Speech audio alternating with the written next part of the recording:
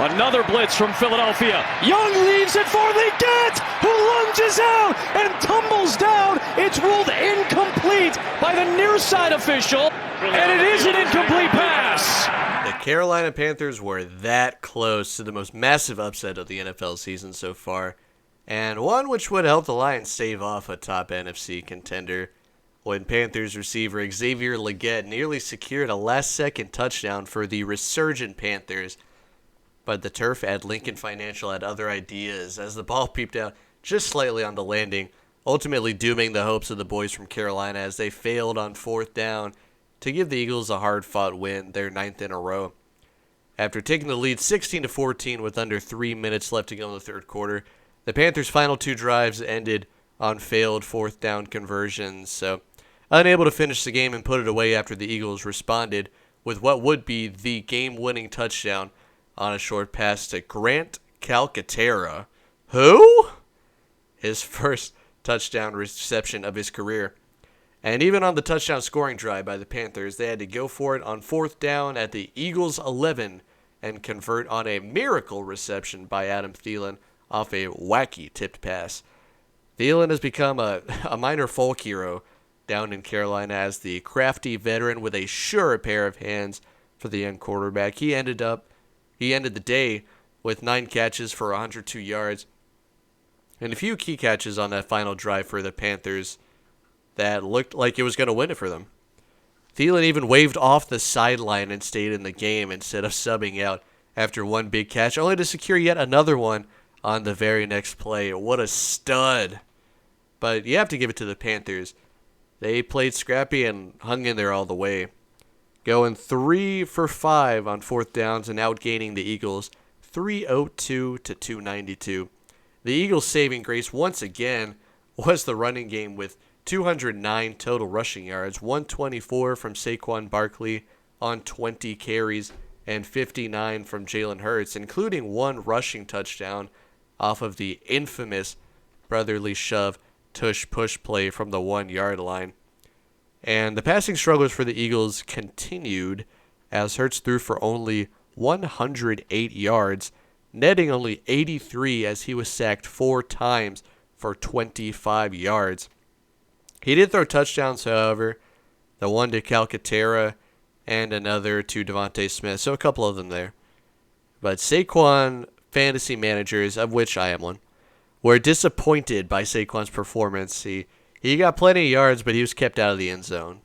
He did score on a 2-point conversion as a bit of a sweetener, but no touchdowns for the absolutely dominant fantasy back. Couldn't quite live up to his previous monster performances. We've just had it too good for too long, but he did enough to give his team the win, and that's all that matters for them, I guess. Although, some of these Eagles wins, not against the best teams and not the most, best, not the most dominant performances, but we'll get to that in a minute. Anyway, on the Panthers side running the ball, Chuba Hubbard continued to be the bell cow and carried the mail 26 times for 92 yards and a touchdown. Talk about another great fantasy back. If you drafted or otherwise got a hold of Chuba this year, you're probably in a good spot, or at least a better spot than you were before if he was one of those guys you got off waivers to save your season. Happens every year. Always got to be on the lookout for those guys. But Panthers rookie running back Jonathan Brooks tried to get involved, but tore the same ACL that he injured in college on a non-contact play. God bless that poor man's soul.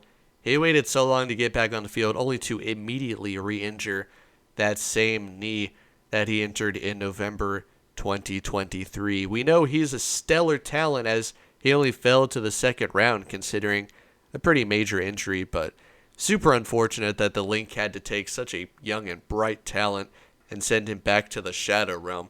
Just another reason to hate the Eagles' stinking guts. And you know what? I'm just going to go ahead and ask the question.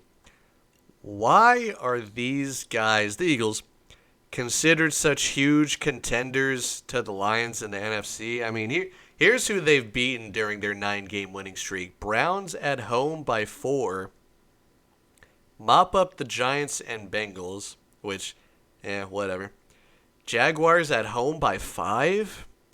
Beat up the Cowboys on the road in Jerry's house, which is the trendy thing to do nowadays. Ugly win at home against the Commies. Run away with a game at the Rams in LA, which is decent. You know, the Rams are a decent team now, especially coming off of that performance against the Bills this past week. And won by 5 at the Ravens, which is solid. You know, probably one of their best wins of the year so far. Then you only win by 6 at home against Carolina. The Eagles were a 14-point favorite in that game. I mean, betting Carolina plus 14 in that game was free money. I called that one. Also had the Panthers money line at plus 700. Almost hit that.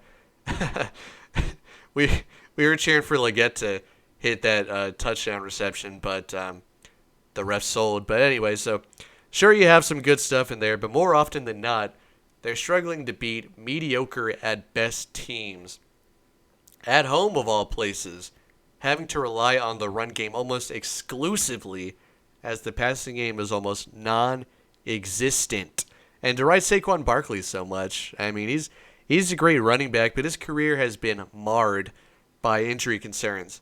I mean, the guy has only played a full season twice in his career, and you're going to have him carry the ball over 300 times, and then ride him at least 100 more times in the playoffs?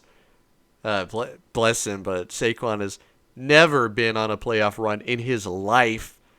Great player, and I hate to say it, but the overuse is getting pretty egregious. You think Saquon is going to trample all over the Lions' run defense?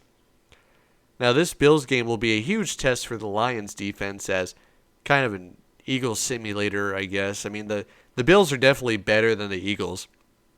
Josh Allen is a much better quarterback than Jalen Hurts by a long shot. Granted, the Eagles are a better running team than the Bills, but the Bills aren't too bad either. And plus, getting a shot at a mobile quarterback like that, by playing the more difficult one first, it'll set them up for playing the less difficult one in Jalen Hurts and the Eagles later. But the run game isn't what I'm concerned about as much, because the Lions are typically very good against the run, but it's the passing game that can be concerning for them sometimes, and the Eagles just do not have that. I mean, everybody talking about Devontae Smith this and A.J. Brown that, but, you can't cover these guys one-on-one, blah, blah, blah. But who's throwing it to them? Jalen Hurts hasn't thrown over 200 yards in weeks. Now, that Eagles defense is very good, especially the rookie tandem of Cooper DeJean in the slot, and Quinyon Mitchell on the outside. That's a doozy. But scrappy little Bryce Young was throwing dimes to Adam Thielen and Xavier Legette all over that defense in crunch time. Solid players, but they're not Amon-Ra and J-Mo and Laporta. I mean, the Eagles can hardly perform against bad competition on their home field. And y'all want to host a playoff game? You're going to have to come to Ford Field if you want to get anywhere. But, I mean, who have you beaten on the road? You traveled a couple miles and beat the Ravens in Baltimore, but so did the Raiders. The Ravens have had some struggles with consistency this year, as they always do. But who's the next biggest fish that you guys played on the road? The Buccaneers? Y'all lost that game by 17. Yes, the Lions lost to the Bucs at home, but that was early in the year, and the Lions beat themselves and still had a chance to win at the end, yada, yada, yada. But you guys were hopeless against Tampa from the opening kick. Can't stand the Eagles, man. Very proud fan base, though, so it's going to be a rip-roaring, crazy time if the Lions and Eagles get together in the playoffs. I'm still salty from opening week 2022 when the Eagles beat the Lions 38-35 on some bullshit. But I hate Sirianni with a passion, absolute bum coach. But with the Panthers, you got to give it to them. You got to give it to them, man. I mean, they're going to be a fun team to watch next season. Pick them to make the playoffs like your life depends on it. That division is going to be won with 8 or 9 wins per usual. Falcons might whip out Penix next season. Baker's a step above Jameis in terms of recklessness, however you want to put it. And the Saints are having all sorts of issues, so it's going to be anybody's ball game again next season. A solid draft and some free agent additions that make sense and don't break the bank. Bryce Young keeps having fun out there, and this is going to be a fun team to watch. I'm excited to see how they play out in the next year or so, especially after what was going on earlier in the season when it seemed hopeless. I mean, I was at the Chargers game, and it was absolutely pathetic. And yet somehow that feels like 2 lifetimes ago. I mean, we've gone through 3 different eras of Panthers football in one season here. And Chuba Hubbard, the Canadian menace, the man who put Mike Gundy in his place, who secured the bag this season. Solid running back to pound the rock. Defense needs a lot of work, but how about Josie Jewell, man? I hear his name called out a lot on the broadcast lately, the past few games, when the Panthers have been keeping it close against some pretty good teams. And here he went off with 10 tackles and 1.5 sacks, 2 tackles for losses. J.C. Horn playing all right too, and Legette showing some ability as a receiver. He could reel in some more targets, but that'll come with time as he and the quarterback get more in line, build that chemistry. But last 3 results, close losses to the Chiefs, Buccaneers, and Eagles. I mean, those are good teams.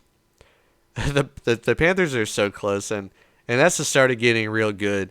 I think they'll have a nice little 8 or 9 win season next year and threaten for a playoff spot. So yeah, a lot of good feelings to go around in Charlotte these days as the Panthers kind of go on a little roll here. And to finish out the season, let's look at the schedule. Oh yeah, that's right. So yeah, Cowboys at home, that's a win. Cowboys playing the Bengals on Monday night. We'll see what kind of performance they'll turn in there. That'll be an interesting game because it's 2 kind of struggling teams, definitely underperforming.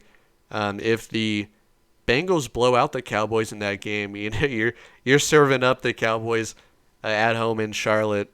That could be a pretty solid win to kind of begin to close out the season. Then you got Cardinals at home. That's a team that sort of, I mean, they always tend to struggle down the stretch anyway, so that's another winnable game. At Buccaneers, I don't know, maybe. At Falcons, yeah, the season could be over for the Falcons at that point. Who knows, you know, with Kirk Cousins struggling and everything. Hey, maybe the Falcons will pull Mahomes and they'll start Penix that final game of the year to see what he's got. So, you know, it's wide open for the Panthers. You don't want to win too many games and threaten that top draft pick, but it'll still be a top 10 draft pick for sure. And, you know, if you win one of these games down the stretch, it'll set you up pretty well for next season. So lots of things to look forward to here.